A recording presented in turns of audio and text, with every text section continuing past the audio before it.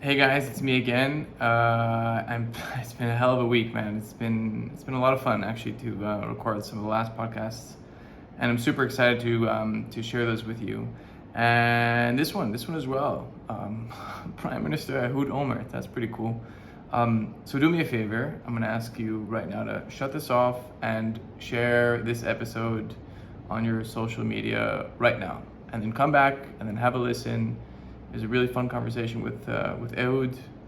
Um, I wish we had more time, but who knows? Maybe we'll do it again. All right, thanks everyone. Bye. Venezuela? I was in Venezuela 3 or 4 times, Wait, including let me just move the mic closer. including Yeah. I was the I was the wow 30 years ago was not my first time. 30 years ago, I was a special emissary of the Israeli government. I was a minister Okay. to the inauguration of Carlos Andreas Perez, second time as president of Venezuela. I left when I was 4 or 5, so What? I left when I was 4 or 5 years old. So He was elected, he was president years before, and then he was elected again after a period, because at that time there were no 2 terms in South America, okay, only 1 term. okay. So I came, I'll tell you exactly, it must have been in 1990. 1990. That's right when my family left. Yes, because I remember that I was there and Jimmy Carter was there and Castro was there. It was a big event. He was elected second time after a few years of time that lapsed between his first term. Okay. And I asked, what is the reason that he was re-elected or elected again after he already served 1 time? I mean, what was he such a good president on the first time? Said no. He was a big gunner like all of them. But since he already was president and he became a billionaire, they believe that now that he's been elected again, he will not steal from the government because he has got enough money. A year later, I came again. At that time, he was arrested while being president. While being president, he was arrested. Wow. On what charges? On corruption or? The corruption, stealing money, whatever. I don't know. But I remember that I became a very, very, how I would say it, noticeable, okay, in this event, because on the first, the Miraflores is the residence of the president of Venezuela. It's the big palace, right? Okay. And in the patio there, which is spacious, there were hundreds of guests. And I was standing on one corner, and the then vice president of America, in 1990, what was his name? He was It was Vice Bush Pre- the first, right? the senior Bush. Right. I'll remember his name in a minute. Anyway, he was a good friend of mine since he was a junior congressman. Okay. I was elected a lot earlier than him, and then he visited me a few times, and he became as a senator also. So he saw me from the other side of the hall. So he was yelling, standing like that and yelling, Olmert, Olmert. Everyone was a little bit surprised. What is the Vice President of America doing, yelling at him? So I started to move and he started to move. And so they Was all this Dan parted. Quayle? Dan Quayle? Danny Quayle, yes. Okay. Dan Quayle. The guy who And- couldn't spell potato, right? He couldn't spell potato. That was the okay. Look. Anyway, he's screaming your name. He's screaming your name, and So, they all parted to allow him to move forward and to meet us. So everyone was, those who didn't know who I was, were curious. Who is this guy that the Vice President of America is, yelling and calling and coming over to him? Then the next day, there was this big formal ceremony in the auditorium Okay. in whatever. And Jimmy Carter noticed me, and I knew Jimmy Carter again years back because of, he was involved in the Middle East, and since then he Yeah. used to come quite often, and every time he came, he met with me. Somehow he decided that I'm a hope for the future, for whatever. So he came and talked with me, and so we were standing there. So Fidel Castro didn't know who I was, but he wanted to touch base with Jimmy Carter. So he joined in. So everyone was looking, who are these, who is this guy that both Castro and Carter are standing with him? Anyway, Venezuela.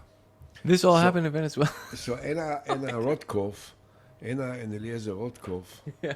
were my friends since a few years before, when I came to speak for the Keren Hayesod in Tell Venezuela. back then. So this was you said 1990, right? Yeah. What was the relationship between Israel and Venezuela? And very good. Very good. Yeah, Carlos Andres Perez was a socialist, But even back then, Israel was still sort of a No. socialist country, no? well, Israel at that time was already under there was, I think that at that time we still had a national unity government Right. with labor. Right. Okay. So the general perception of the Israeli government was Right. Wow. Did you know at the time what that meeting was like? That Fidel and Jimmy Carter and Dan Quayle and I was you just yeah. Look, I knew all of. Look, by then, in 1990, I was a senior minister in the Israeli cabinet. I was already 17 years member of parliament. So, I had the experience. I was not a rookie or a newcomer. yeah. So, So you kind of knew what was going on in that meeting. nothing. Just bullshit. Just schmoozing. Carter probably wanted to know when are we going to make peace with the Palestinians. And when Castro understood who I was, he stepped aside because he didn't want to be seen with the senior minister from Israel. Aha. He was very unfriendly to Israel until the very end. I was once invited by the mayor of Havana to Cuba. As prime minister, as No, mayor of I Jerusalem. was at or- that time mayor of Jerusalem. Okay. And I was invited by him, by the mayor, because the mayor visited Israel and he was my guest in Jerusalem. Okay. There was an Israeli middleman, very, very prominent Israeli. He subsequently became a minister in my cabinet. One of the former founders of Mossad, Rafi Eitan, Yeah. he had a huge business in Cuba. And he became, I don't know how friendly he was, but he was known to Castro, and Castro every now and then talked with him. What is a huge business in Cuba? He had farms there and Farms? Okay. farms, big farms in. Because I mean, Cuba's not a huge economy, so a huge business. A huge, not huge economy by national standards, but for one person from another country to have few hundred acres of vegetables growth and Wow. this was very very significant. Okay. So he asked me to host the mayor of Havana. He was friendly with the mayor of Havana, and I hosted him. And then he sent me a letter, an official letter, and invited me to visit Cuba. Okay. Havana, okay, Cuba. And I agreed. But obviously when the mayor of Jerusalem goes to anywhere, including Cuba, he goes with an entourage of security guys and so on. Yeah. So they had to get, it couldn't be done behind the back of anyone because the security entourage has to be coordinated with security there, and so it goes through the channels bureaucracy up there. Right. So Rafi Eitan came to me and said, regrettably, Castro does not approve of your visit because he says that he can't allow it. He can't be seen hosting a major Again, figure. yes, with the mayor of Jerusalem, the Jewish mayor of Jerusalem, the Israeli mayor of Jerusalem. So, Okay. Okay.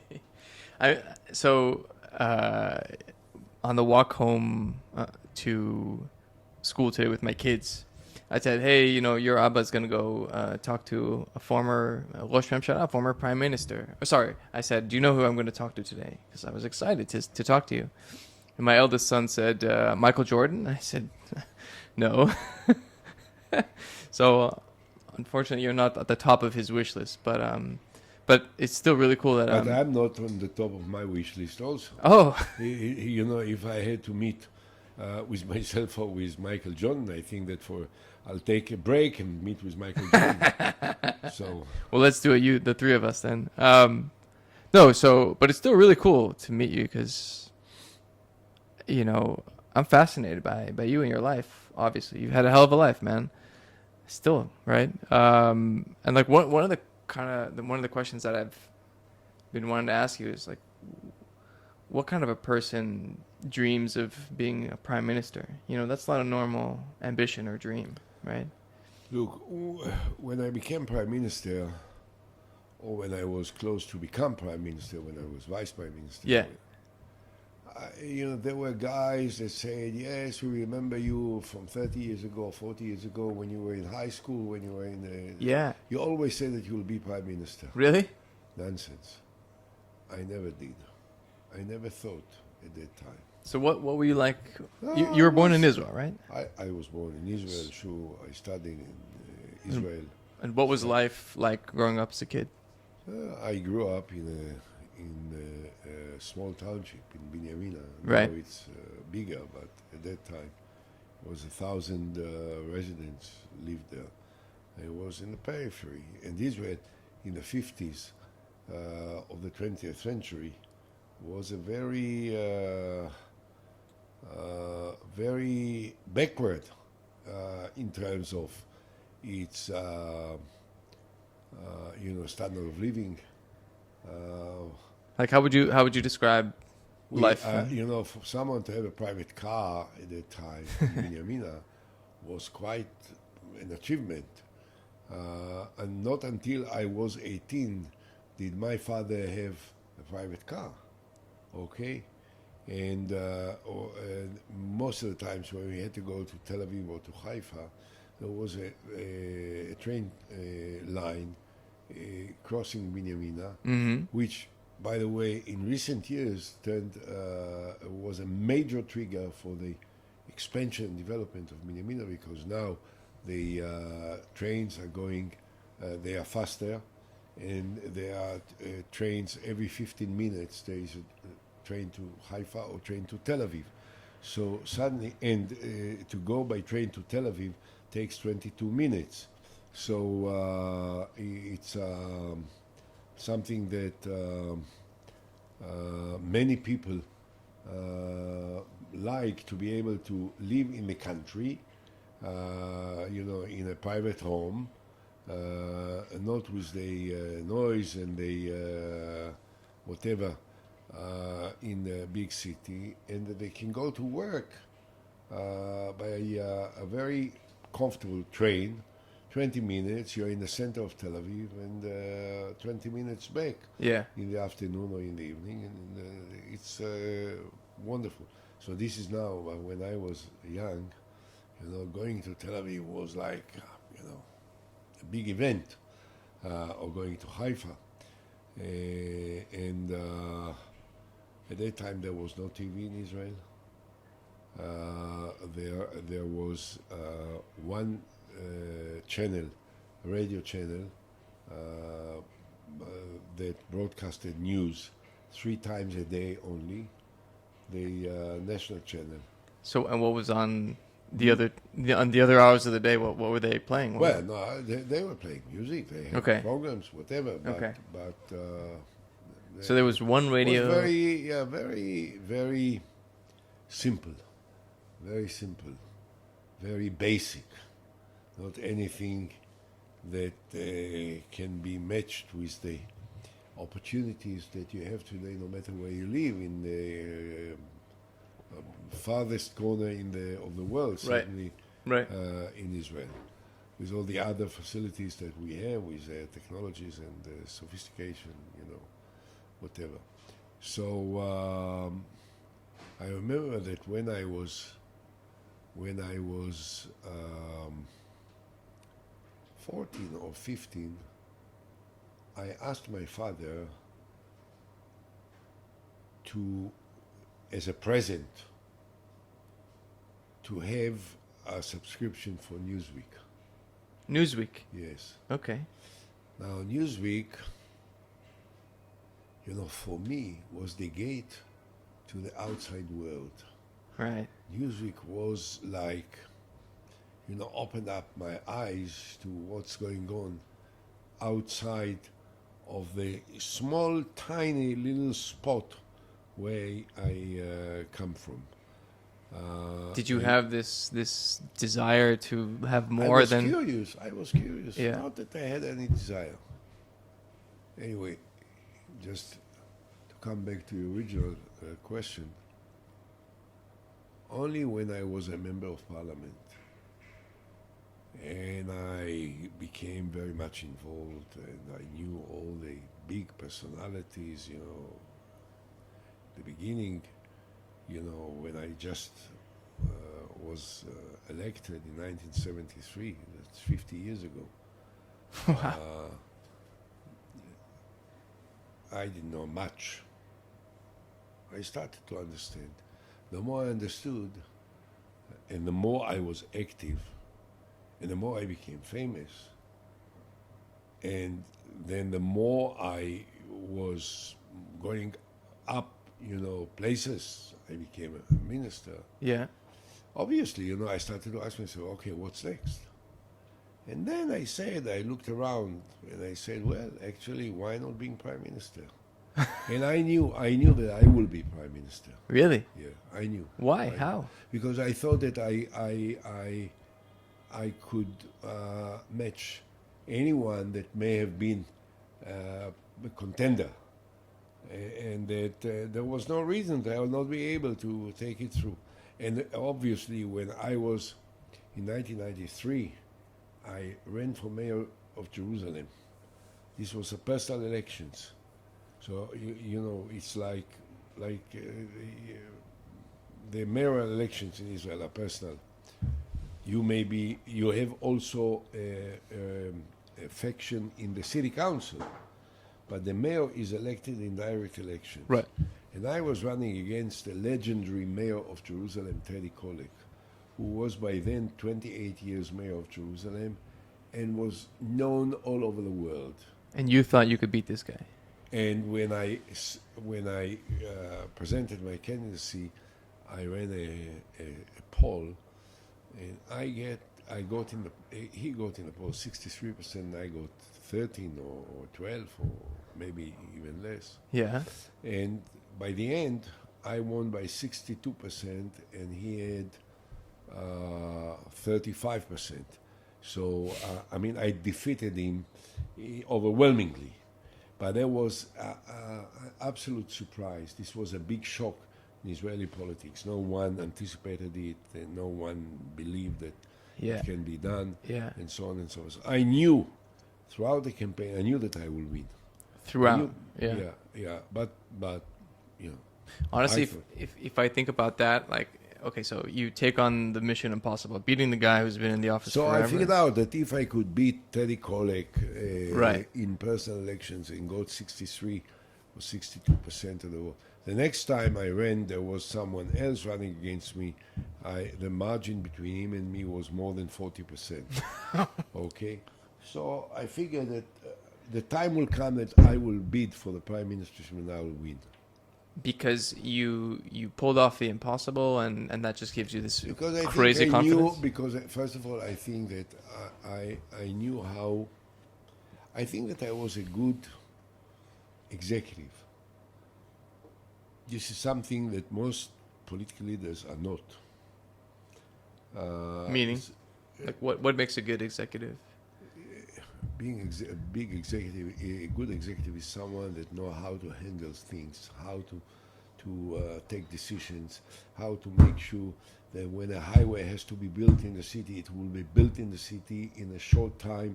It will be comfortable for the population. It will improve the quality of life. Go to Jerusalem and see what happens there. At the time that I was mayor, I built 100 new school buildings in different parts of the city in 10 years, like 10 new schools every year. 100? Yeah. Wow.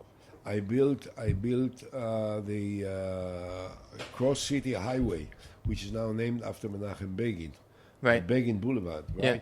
From the south part of the city to the very north part of the city. I built it in 3.5 years, when the equivalent in Tel Aviv of Ayalon took maybe 18 years to build until it was completed.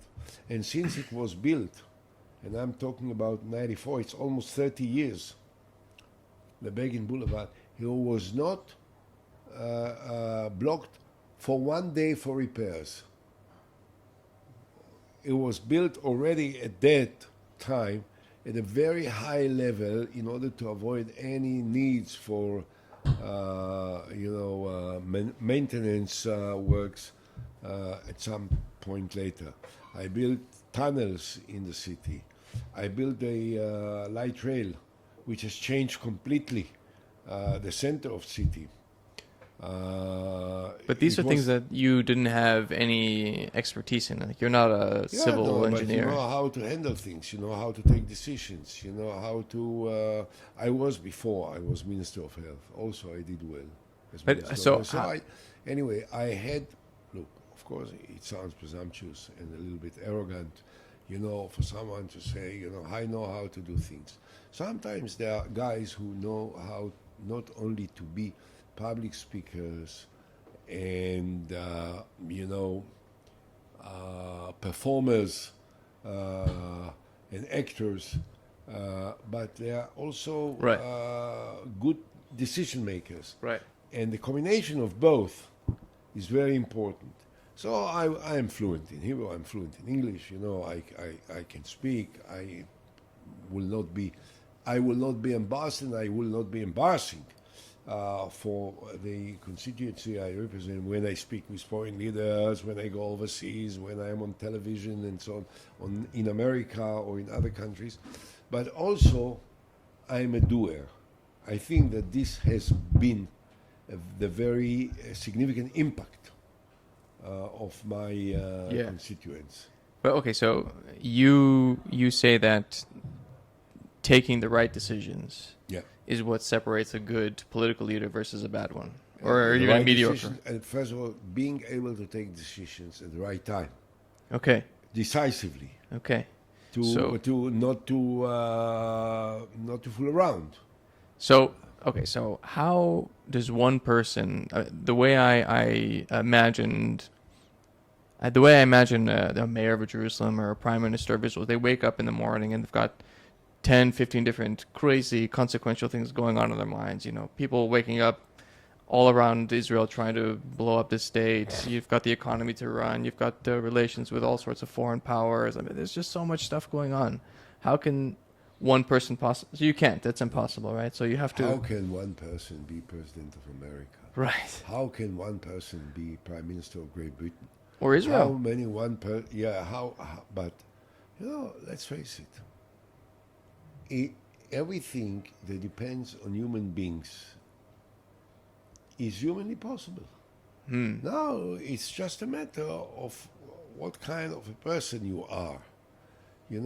For instance, I tried to be, and I think I was. I hope I was. I think that this is what I hear sometimes when people talk to me about my performance in the different positions that they were acquainted with me. They worked for me, or they had other contacts with me because of my job at the time, Mayor of Jerusalem, Minister of Finance, Minister of Health. It's okay. You can Prime brag. Minister. It's okay. Pardon? You can brag. It's okay. No, man. so I say no. I'm not. So what I try to do all the time is to be very effective, not to waste time to fool around, not to have long sessions where everyone can talk for hours and so on and so forth. I said, by the way, subsequently when I became Prime Minister, and I was Prime Minister, and people asked me, what makes, what is, you ask, Mayor of Jerusalem, Prime Minister, you wake up in the morning, there are so many things. Yeah. First of all, you have to sleep well, which means that you have to go to sleep and you make sure that no one will disturb you. And there was a special instruction in the Prime Minister's office that they don't call me in the red telephone, I still remember that when Hillary was running for president against Trump, she asked this question, which was very widely discussed or mentioned. She said, who would you like to answer the telephone at 3 a.m. when there is a urgency? Okay. So I gave instructions that no one should, of course, the people couldn't call me directly. They had to call my office and, the army, the secret service, something. We need to speak to the Prime Minister. There was an instruction that no one can call me before they talked to my Chief of Staff. And when my Chief of Staff heard why they need to talk to me, and only if he approves, which I counted entirely on his judgment, only if he approves that this is urgent and really important, then he will allow to wake me up. And so... How many times did that happen when you're... Not too many, few times. Wow. I say there are many things that the Prime Minister should know. He can know it at 8 o'clock in the morning. He doesn't have to wake up at 3 o'clock. There is not much that you can do at 3 o'clock. And you're a Prime Minister that oversaw 2 wars, right? Yes. Yeah. Well, during the war, sometimes I was awake until very late at night because there were events taking place and I needed to, to handle it. But there is no need. The same is for sessions. Whenever there was a session, including the cabinet meetings, not more than 2 hours, 2.5 hours at the most. And in ordinary sessions, much less than 2 hours. I used to say to participants, listen, don't start and telling me all the history. I don't understand. I don't want. It doesn't interest me. Tell me only what is essential for the decisions that I have to take now. And start from the end. Don't start from the beginning. The beginning I know already. Start from the end. What do I need to know now? And when someone was speaking more than 10 minutes, I would say, excuse me, I looked at the watch, you talked 10 minutes, it's enough. I understood what you want to say. So I was very, very punctual in the sense that I knew what I wanted. I didn't waste time on niceties in these, working sessions. Yeah. And I said a Prime Minister should have 8 to 10 meetings a day. Every session has to be prepared in advance by his staff, and so that the bottom line, the decisions that needs to be taken were prepared in advance. And if sometimes we needed to take counsel with other participants like Minister of Defense or Minister of Foreign Affairs, so during the session my staff would talk to them and make the fine tunings of the bottom line. And at the end of the meeting, everyone knew exactly what he needs to do, what is his task, what is his responsibility, and let's go to the next meeting. And so I could do a lot every day. I could, cut all the unnecessary bullshit, right? And go forward. And at 8 o'clock, in most cases, unless there was, which happens occasionally, there is a big conference, the Prime Minister has to come make a speech and so on. So I come later. Normally, on a daily basis, I was at home at 8 p.m. I'd have coffee with my wife and schmooze a little bit about, what was the day, Yeah. things. Yeah. And then I'd say, okay, I'm going to the TV room. I called my office and I said, get me all the calls that I didn't answer to the day. I permitted myself to call in Israel until midnight. I said, if someone called the Prime Minister, he will acquiesce if the Prime Minister answers him even at 11:50 p.m. Okay, on that day, which well, and also I watched soccer on television, and I smoked a cigar, and I was trying to remove from my agenda everything which was not necessary, that had to wait for another day if I could do it on that same day. Did you ever feel overwhelmed by the work? No, Wow. no. Really? Well, sometimes, of course, there were important issues, and the issues, stayed with me for days, but I was not overwhelmed. I knew what I need to do. I thought that I knew what is the right thing to do, and I have calculated my moves in the direction which I thought was the right direction. Of course, I had stuff that I could count on, and I think it's. Look, I don't know, and I don't think that I need to suggest how effective I was as a leader, as a prime minister, but I think that this is widely accepted that my staff in the prime minister's office at the time that I was prime minister was the most efficient in comparison to every government in Israel, in Israel's history, and certainly in comparison to the one that followed me. How did you deal with all the, politics is a really dirty business, right? Like there's people trying to take you out all the time, right? Because they think they can do the job better than you. They have, different ideas. They don't think you should be empowered to begin with.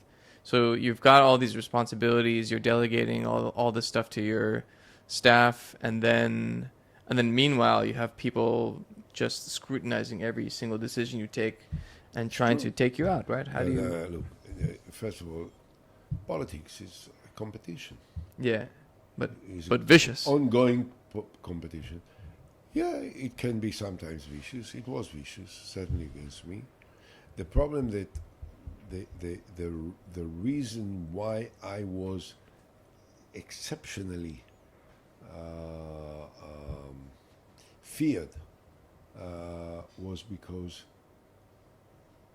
of two things. Number one, people knew that I'm in business, and people knew that when I say that we have to make peace with the Palestinians, and that for the sake of achieving peace, I'm prepared to pull out from most of the territories, they knew that I mean what I say. And this has become the focus of enormous efforts and an unlimited investment of money and work, investigative work, to try and topple me. And subsequently they did well. That's what they did, my political enemies. But this was in order to, the excuse was to stop me from surrendering the Holy Land of the Jewish people to the Palestinians.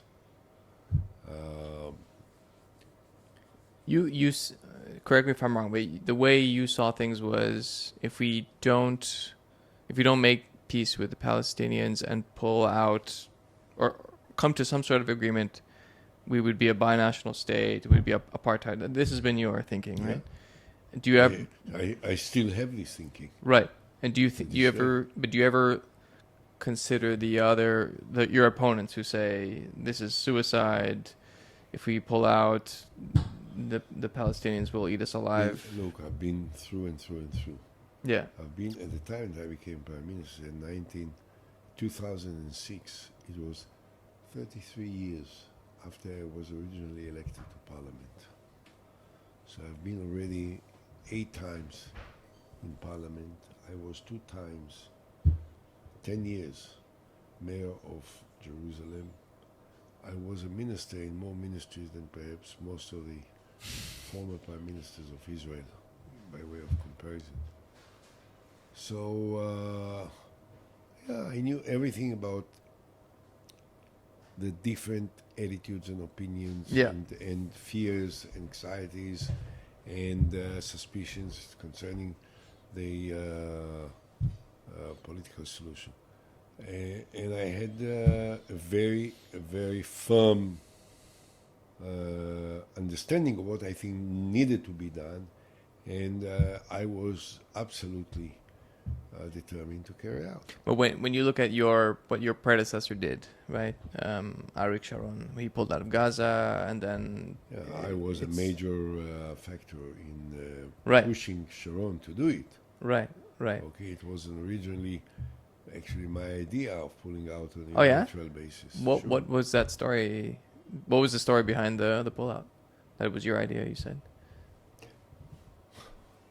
Look, the government was looking for somehow how to address itself to the growing international pressures and domestic pressures within the state of Israel to do something. And I thought that the best thing to do is to start a process that will ultimately end up with the Israeli withdrawal from 95% of the territories. Okay? So I got the opportunity to spell it out and to start the process when Sharon asked me to replace him when he was Prime Minister on the 1st of December 2003. Okay? Which Okay. is about 20 years ago. There was scheduled the annual memorial for Ben Gurion in the Negev, where he's Okay. buried. Okay. Now, according to the Israeli official protocol, this is a major formal event Okay. with the participation of the Prime Minister, the President and the Prime Minister. First Prime Minister of Israel, Ben Gurion, the greatest leader we ever had. Okay? The guy who proclaimed the establishment of the State of Israel. Yeah. And indeed a great visionary. So Sharon was sick at home. He had cold and a high fever. He just couldn't go the next day. And at very late in the evening, his staff called me and he said, Prime Minister wants you to replace him tomorrow because he can't come. So I said, okay, I'm just curious what he was going to say in that speech. Can you send me over his speech? They sent me the speech, and I saw that this was a very conciliatory speech. So I decided to take it 1 or 2 steps forward, and I wrote my speech, which basically say that between peace and the Greater Israel, we have to choose peace at the expense of Greater Israel. Okay. Now, when I stepped down, after when I concluded my speech, I went back to my seat. On my right-hand side was Shimon Peres, and on my left-hand side was the then Speaker of the Knesset, subsequently the President of Israel, Ruby Rivlin. Mm-hmm. So Shimon Peres said to me, when I came back, he said to me an historic speech. And Ruby Rivlin said, a disaster.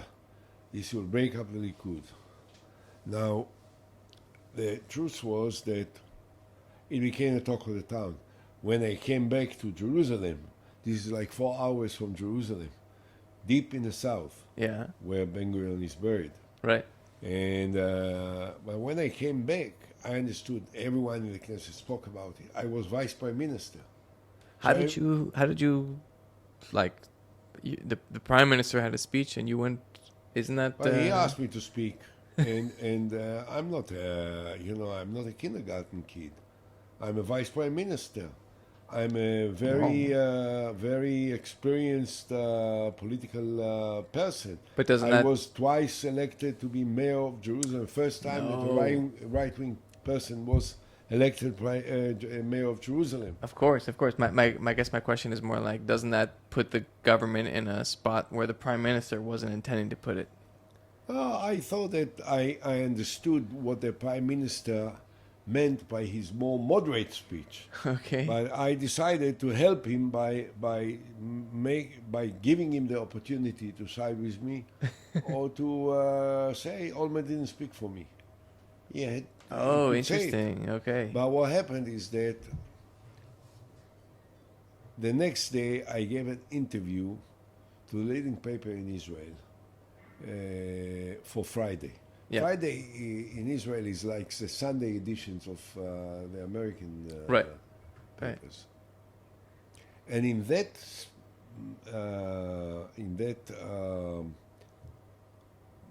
interview, which was published on Friday the 5th of December 2003, I said, we will have to pull out from the overwhelming part of the territories, including in Jerusalem. And it will be inevitable that we'll have to do it on a unilateral basis if necessary. And if we will not do it, Israel will become South Africa and will be accused of apartheid. And when the day will come that the Palestinians will say that they don't want to have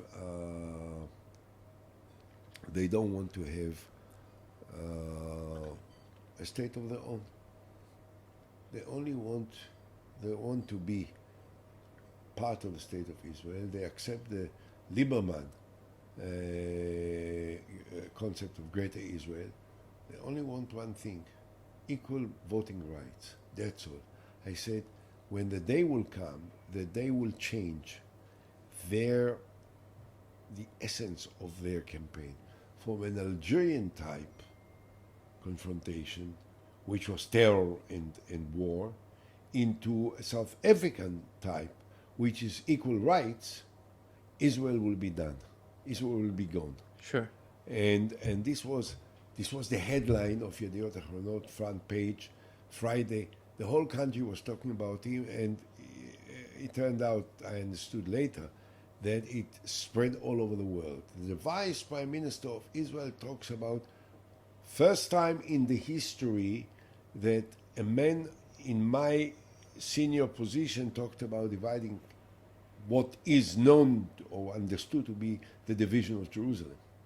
What was the conversation like before with Rabin and Barak? They never talked about dividing Jerusalem. Never talked about it. Okay. No.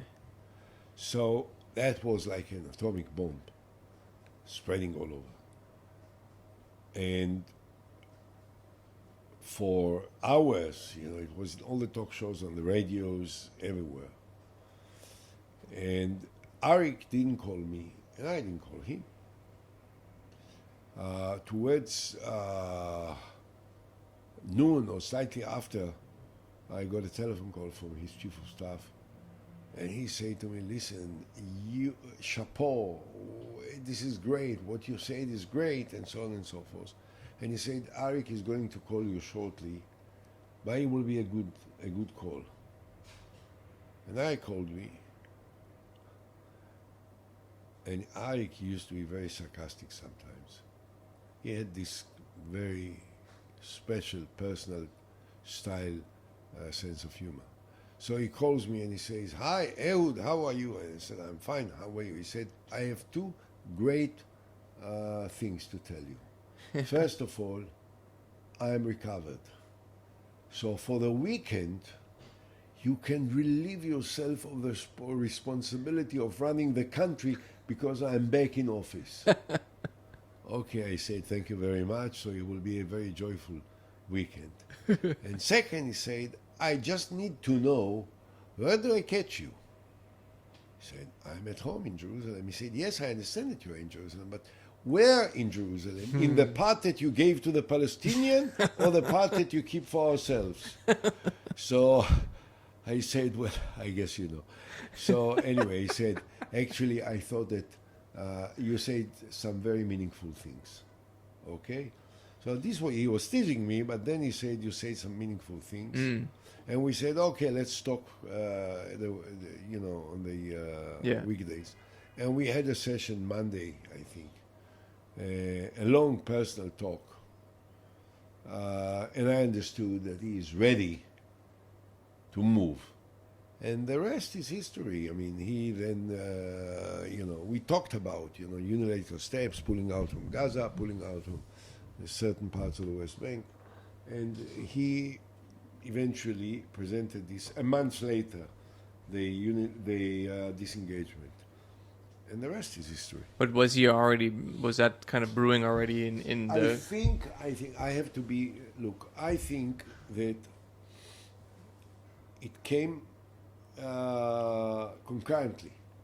That is, I think they had in mind these thoughts of what shall we do in order to move things somehow. What should be the attitude of the government, the action of the government? What should we do? And we more or less came to the same conclusion independently. At about the same time, it doesn't matter now. Right. I'm not trying to look. The ultimate responsibility was his, and the political decision was his, and the courage was his, because it required of him to do something that very few leaders are capable of doing, which in my mind is the ultimate criterion by which you judge the greatness of political leaders. Okay. And Begin is a good example for it. The ultimate test for greatness of a political leader is the ability to do the opposite of everything that you promised to do. Normally, normally we judge political leaders. We used to say about them, "Oh, he's a great guy. He keeps his promises." So bullshit. Menachem Begin said that when he becomes prime minister, we will annex all the territories, right? And Sinai will forever be part of the state of Israel. And Sharm el-Sheikh without peace is better than peace without Sharm el-Sheikh, right? Okay. And what did he do? Right, he gave the all that great back. Menachem Begin pulled out from every part of Sinai, from Sharm el-Sheikh to the last centimeter, and also he never annexed any other territories. So he did the opposite of everything that he promised he will do. Rabin is the same with the Oslo Agreement. And Arik Sharon became internationally respected, not because of the wars that he was leading as a great general, an outstanding field general, nothing, not because of the fact that he built all the settlements, but because he had the power and the courage to dismantle the settlements that he built when he found out that this was the right thing to do at the time that he was prime minister. He had to take responsibility. Yeah. So I think this is something that must be understood. At the end of the day, to say that someone was a great leader because he kept his promises is simplistic and is shallow. A real test of leadership is the ability, when you come to the conclusion that the realities require you to do things which are opposite to everything that you thought you want to do. But this is the right thing. So this is overriding. And you do it. Even if there will be so many people that will be upset with you or disappointed and will say to you, how come you did it? You didn't keep your promise. Got it. That makes it more clear. Menachem Begin is revered forever in the history of the state of Israel because he pulled out from all of Sinai and made peace with the Egyptians, which is a cornerstone of the strategic stability and strength of the state of Israel in the last 40 years. Yeah.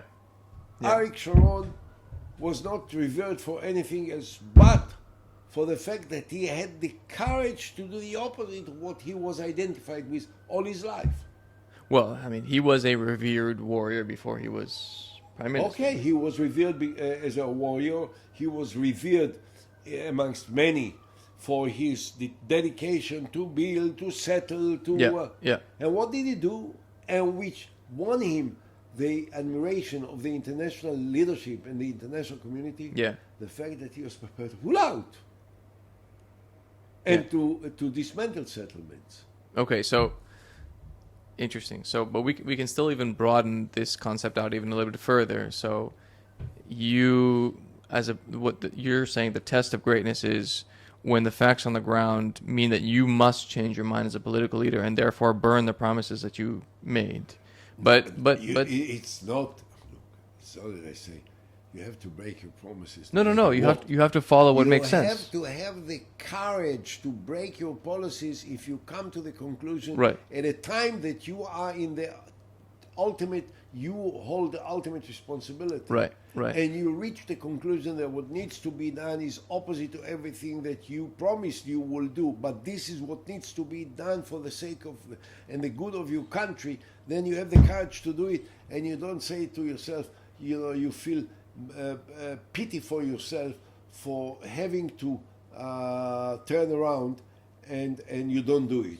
No. So, but this is super interesting because something like the Gaza pullout, right, or pulling out of the settlements, is on the one hand that you have that the calculus of if we continue down this route, Israel becomes an apartheid state, and then there's also the other route, which takes an even broader historical view, which is Jews.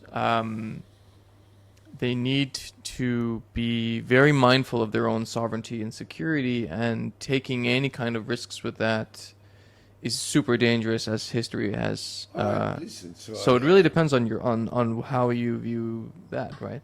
Of course, the judgment that I had was that this is a risk that can be taken. Why do you think that? Had it not been a risk that we can afford to take, I wouldn't have proposed it. So why do you think that is? Because we are strong, we are powerful, we have no strategic threat that we can't handle, and that the risks of keeping the territories and becoming an apartheid country, boycotted by all the international community, and by becoming a binational state, is something that is much worse than the risks that we need to cope with if we do it. So that's the simplest decision. The decision is simple, but it's difficult.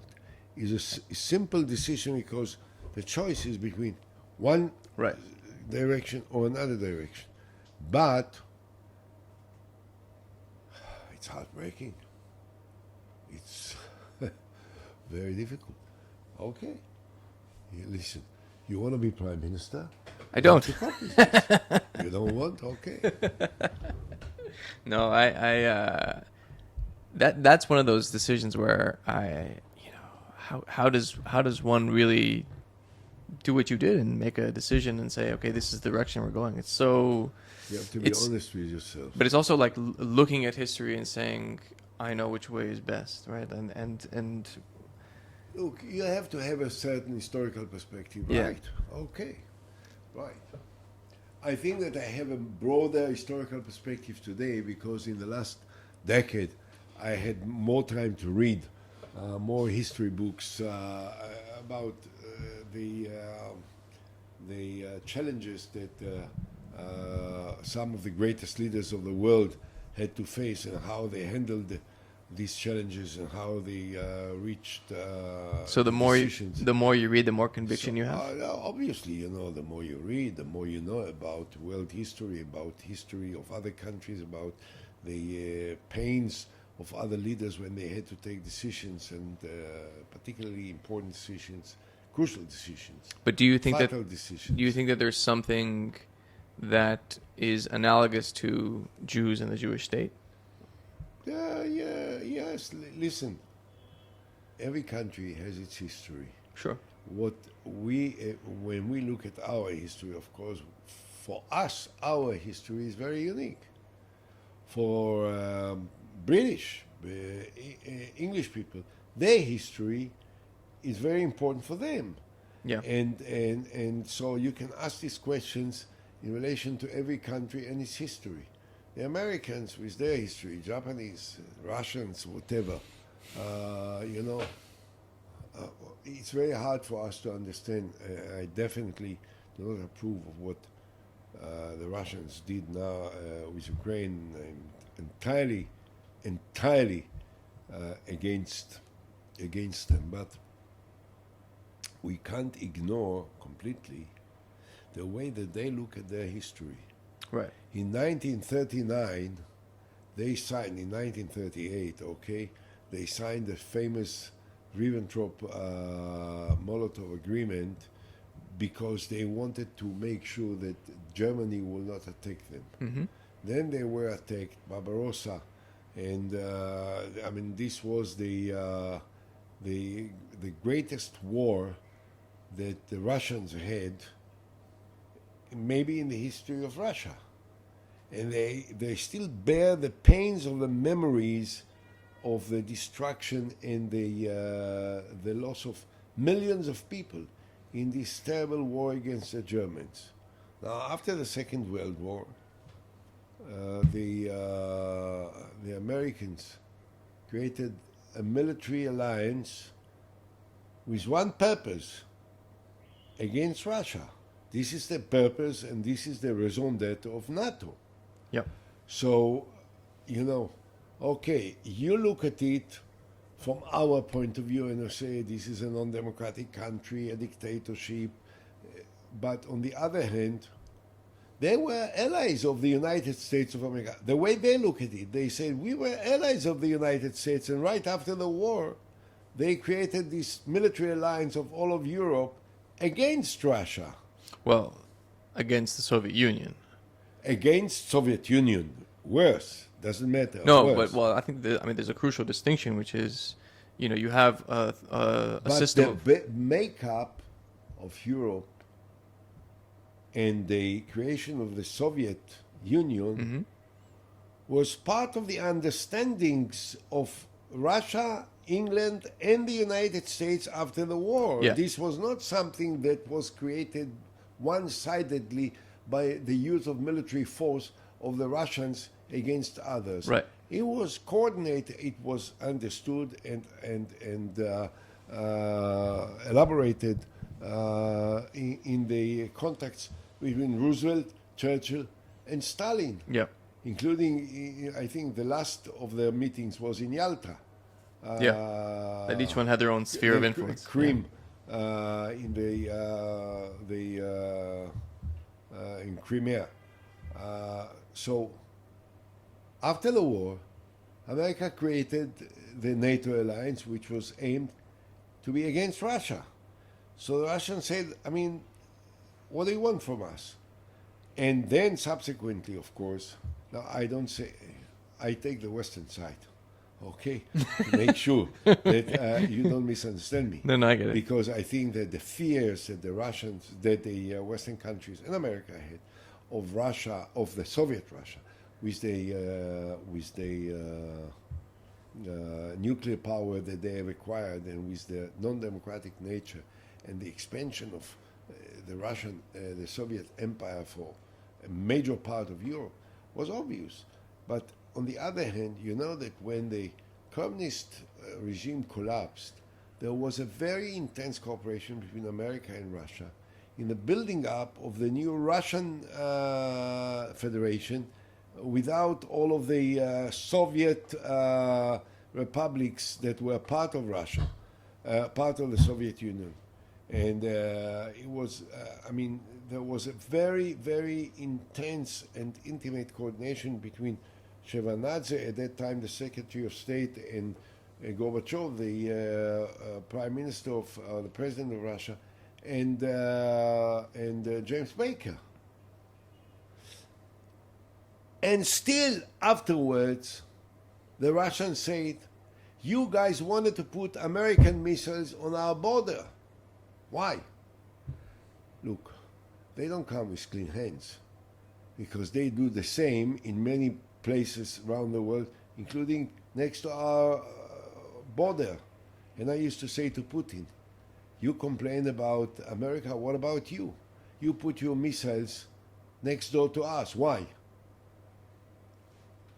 So he had all kinds of arguments. I'm not going into it right now, but what I want to say is that when you talk about the history of a country, you must understand that everyone is very selfish about his own history. Sure. And that the fact that we have our history doesn't mean that this is the ultimate way of how things could be judged. They could be judged in all kinds of ways. Okay. I have to make sure, and this is what always guided me when I was Prime Minister, that under no circumstance will I expose Israel to any existential danger. But if I have the capacity to protect Israel and to make sure that no one will threaten the lives of our country, and at the same time I can show some flexibility, some generosity, and to be forthcoming towards the achievement of compromise and peace, this is how I should do it. I'm tempted to argue against you. Pardon? I'm tempted to argue with you right Why now. wouldn't you? We are in Israel, right? This is what we do. So, look, you were negotiating then with the Palestinian Authority, Yeah. right? This was around 2008, was it? 6, 7, and 8. 6, 7, 8. So this was after already Hamas won. Hamas won the elections 2006, right? early in January of 2006. Okay, so already then you had this split leadership thing going on there. All right. And what about us? Don't we have split leadership also? I mean, not like that, no? Not like that, because we are a democratic country, but we are very, very rapidly sliding into being non-democratic. Okay, but I'm just talking about back then, right? When you were in charge. Already then there were, look, everyone now complains from the government side about the protest and the marches of protest. What did they do during the disengagement? What did they do? Didn't they do the same? Didn't they say Right. that they will? They threatened that they will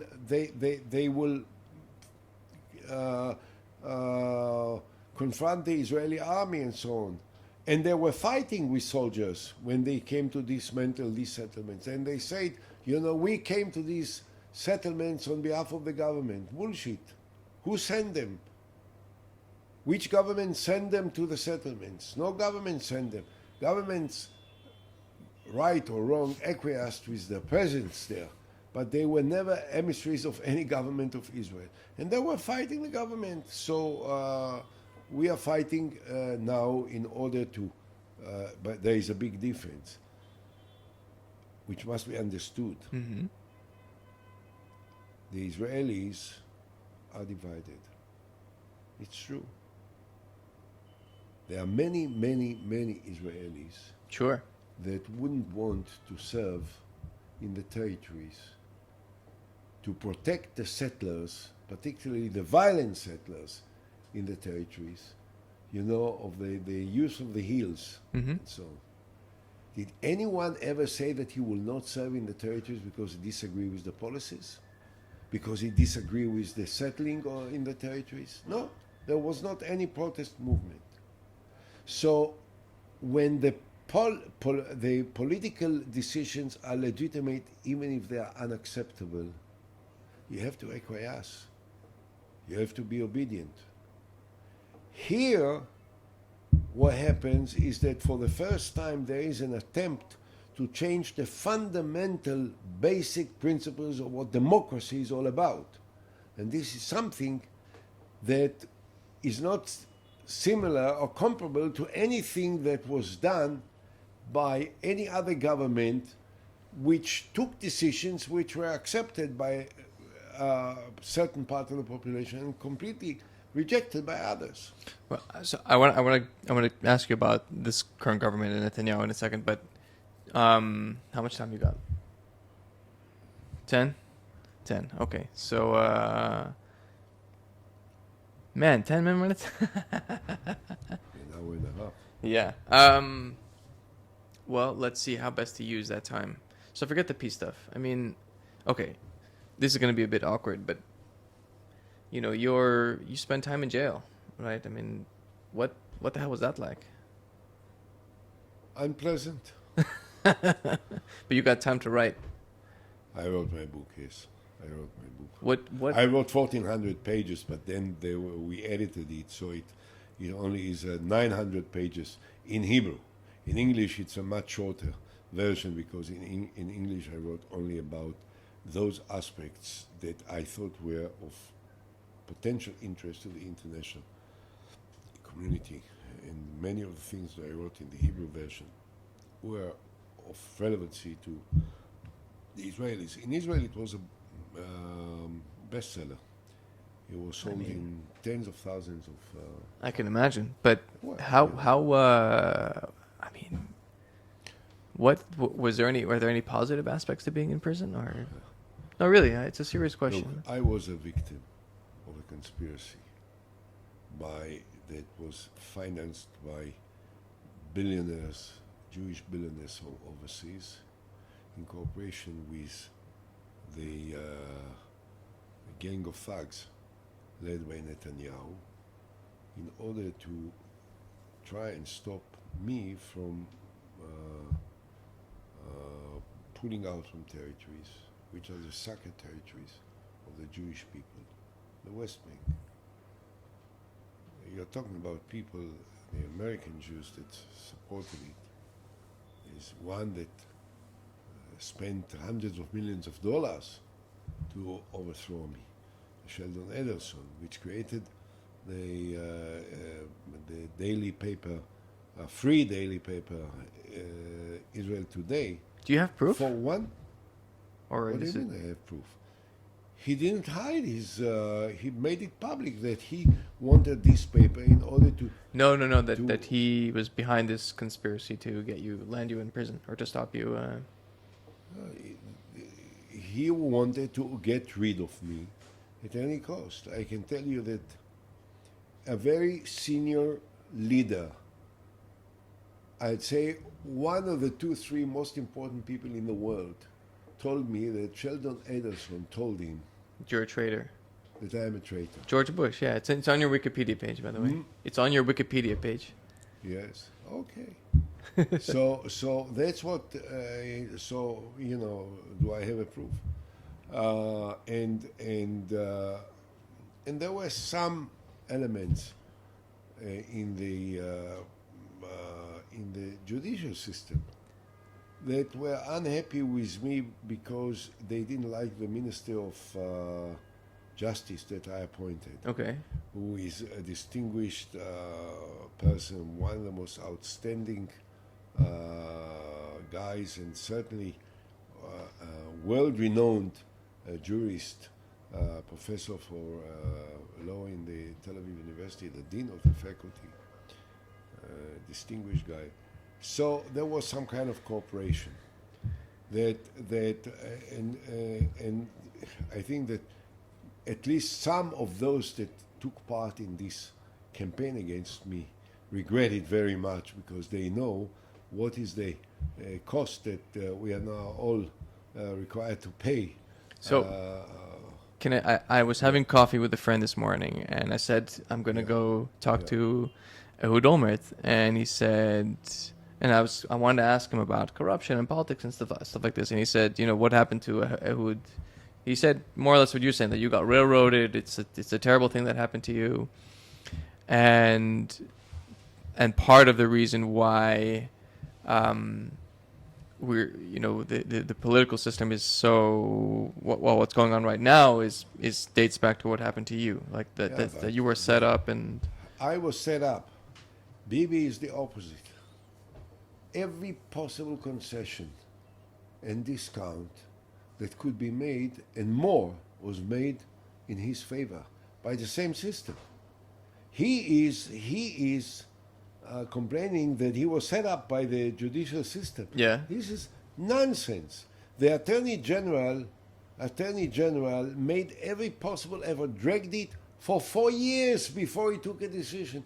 With me, after 1 hour investigation, 1 hour inquiry with me, they decided to have an early witnessing session, and they required that the Prime Minister, even before there was any decision to take any legal action, before they knew whether there is anything of substance, they already say to court that they wanted the Prime Minister will sit on the defendant bench in court, because they were anxious to topple me.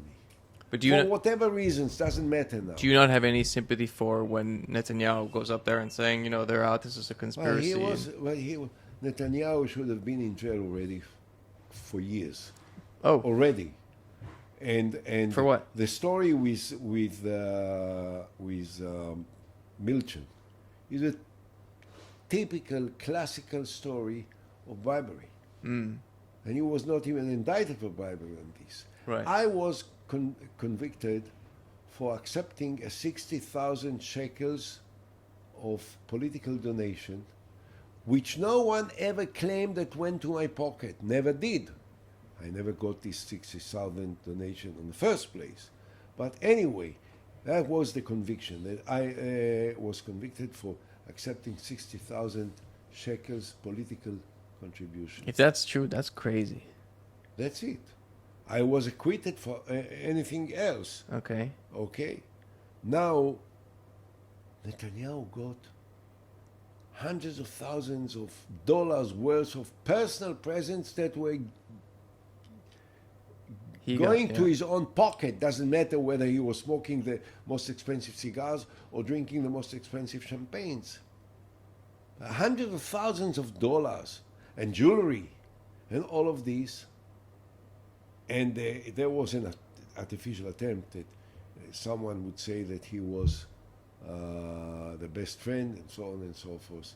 He may have been a good friend, but there is no doubt that Bibi was involved in helping this very good friend to solve his problems, the visa problems, the television investment problems, and other things. So, I mean, there is no comparison. And Bibi was not even indicted on this particular event for bribery. So Netanyahu got all the discounts that one could get.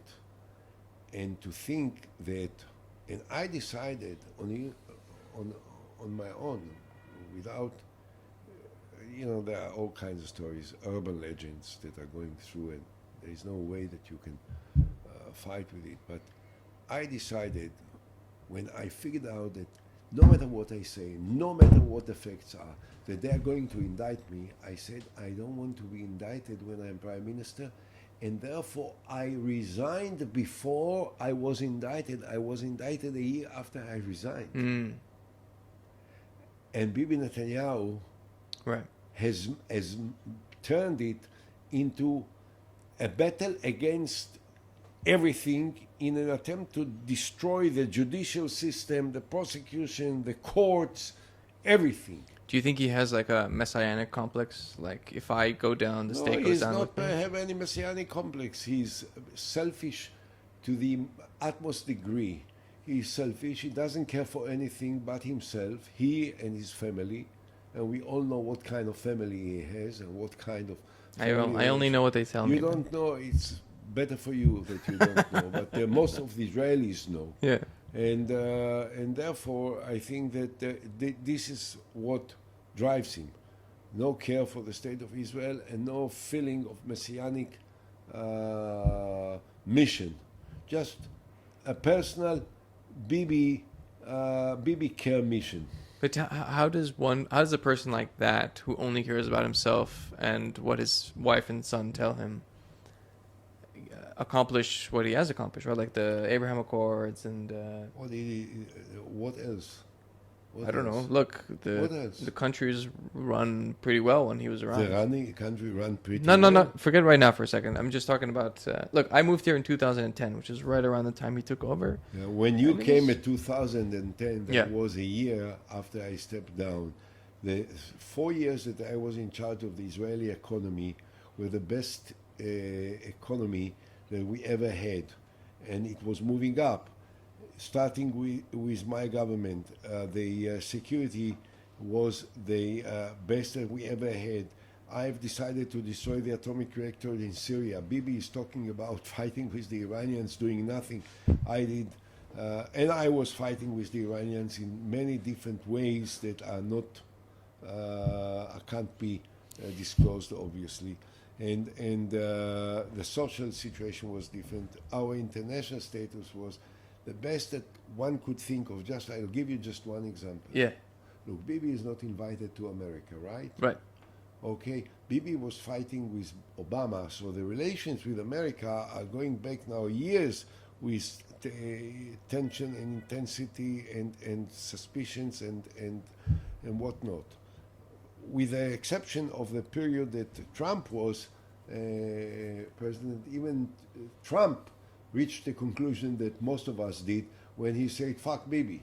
He said it, not me. Yeah. So I'll remind you that in 2008, December of 2008, we had the cast lead operation in Gaza, Yep. in which more Hamas guys were killed in this operation, in one operation, than all of the Hamas that were killed from then until today. Okay, this was a very brutal war in terms of the Hamas.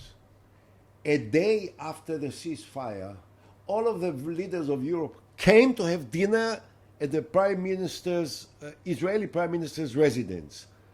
Angela Merkel, President Sarkozy, Gordon Brown, Prime Minister of Great Britain, Berlusconi, Zapatero, and Topolanek, the President of the EU, and many foreign ministers. They all came to Israel. Never before, never after in the history of the State of Israel. At the end of a war, which under normal circumstances causes all the international community to criticize Israel.